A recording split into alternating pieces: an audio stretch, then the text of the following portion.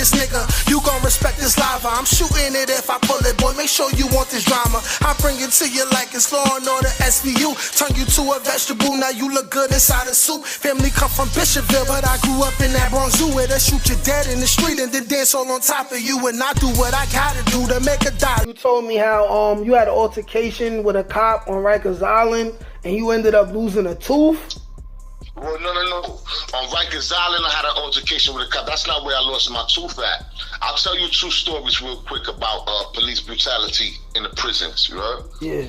So one time I was in a box, and I had a fight with another Puerto Rican brother. You was up north? You was up north already, or you was on the island? Now, this first time I was on the island, okay. You know?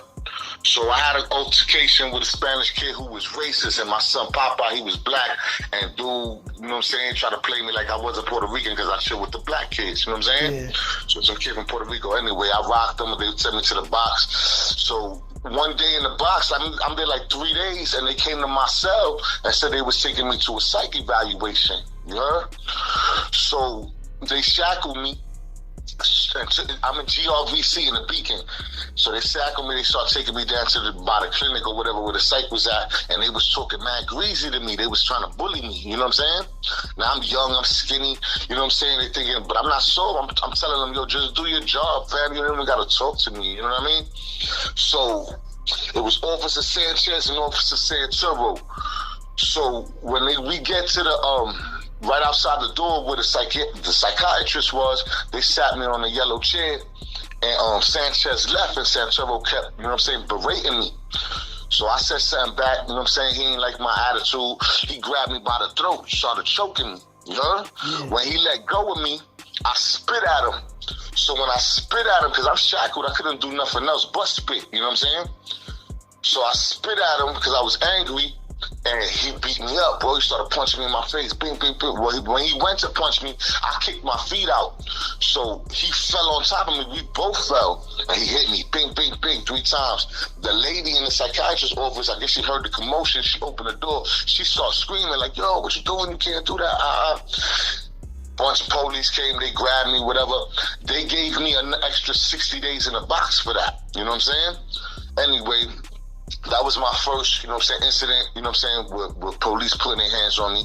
You feel me? The second time, though, I was in Fishkill Correctional Facility, and me and a bunch of brothers, we was selling weed and we was selling heroin in the jail. You know what I'm saying? My man used to get it in, and he used to pass me packs, and he, you know what I'm saying? I wasn't really getting set out by my family like that at the time, so I was taking all opportunities to get any hustle on. You feel me? So they interrogated me about it. I clowned them, you know what I'm saying? I was being silly. I was talking smack to the dep, you know what I mean? The head of the goon squad, whatever you call it back then.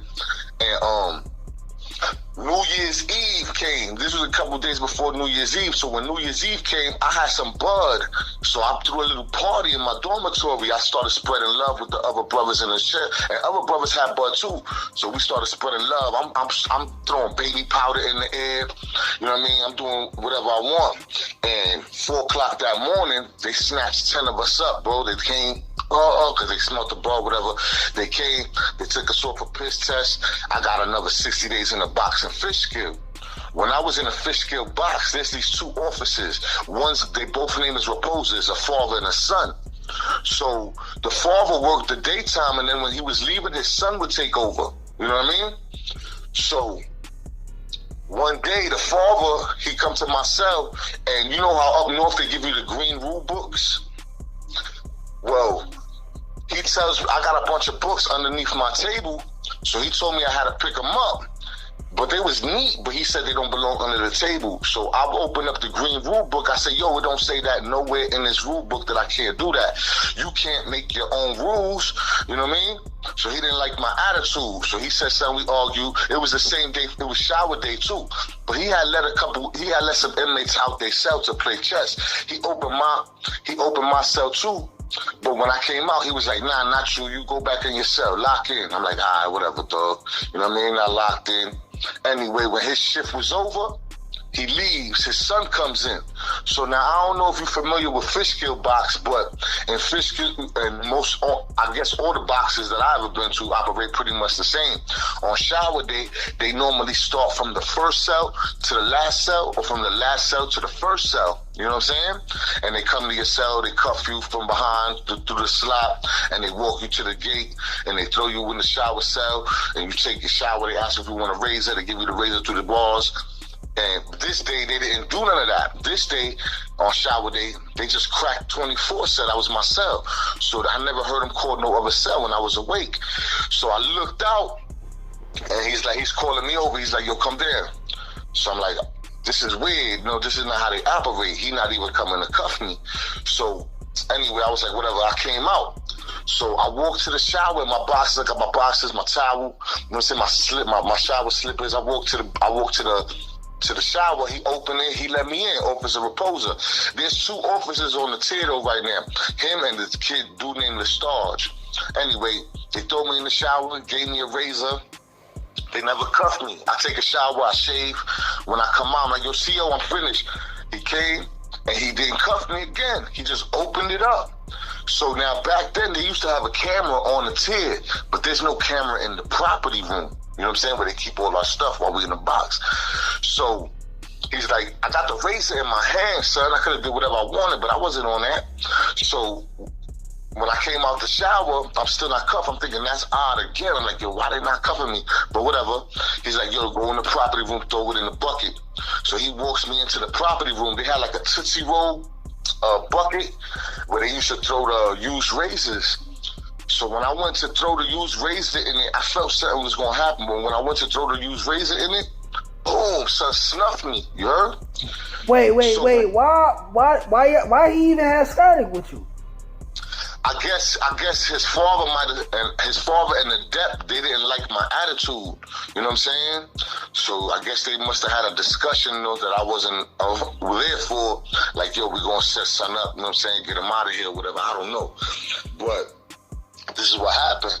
I threw the razor in the bucket and got snuffed. Bang. So now he snuffed me, but he didn't really hurt me. He just kind of hurt my pride. You know what I'm saying? So he was a younger officer too. He was probably a little bit older than me. I was 22, you know what I mean, at the time. So when he snuffed me, bang, I moved back and I just got it on with him. I started hamming him up. Oh, so you actually was able to get the one on with him? Yeah, because I wasn't cuffed. He never cuffed me and none of that. Okay. You know what I'm saying? So I threw the thing in the razor. He hit me. I hit him back. I hit him about 4 times, bro. And he fell on me. So the other officer runs in the property room. His name is Officer Lestarge. Wait. Hold on. So he tried to stall off for you and you basically beat him up. I washed him, my dude. I promise you. So he hit me. I was nice back then. I was about $170, you know what I'm saying? 22 years old, young, you know what I'm saying? Like, I was on my healthy shit, you know what I'm saying? All I did was eat my potatoes, smoke my butt, and do my workout, you know what I mean? But anyway, when he did that, I rock him, bing, hit about 4 times. He fell, but the other officer runs in, so we start wrestling. You heard? So while we wrestling, he's trying to grab me. I'm trying to grab him. I slam him on the wall. His glasses fell off. But all I could hear is chains and feet coming from down the tier. So I'm like, oh, here come them boys. You know what I mean? So they already pulled the pin. It was a setup, bro. They pulled the pin before I even got into the property room, it feels like. You know what I mean? So now I'm still wrestling with Officer Lestarge when like 5 more officers run into the property room and start putting the beats on me, bro. They beat me for a minute, you know what I'm saying? So they trying to cuff me. I'm trying not to let them. I'm trying to fight back, but I ain't had no wins, you know what I mean? It's a bunch of big white boys. Yeah, that's what they do, man. Once they gonna jump on your ass. They do that shit wherever police is at. So people, they stomping me out, bro. They stomp my liver. They kicking me in the kidney. They kicking me in my nuts. Like, they just stomping me out on the floor. I'm thinking I'm about to die, son. I ain't even gonna lie. I'm like, yep, they gonna kill me here. So they stomping me out, and then they cuff me, right? They finally get to cuff me. Because I was resisting the cuffs, you know what I'm saying?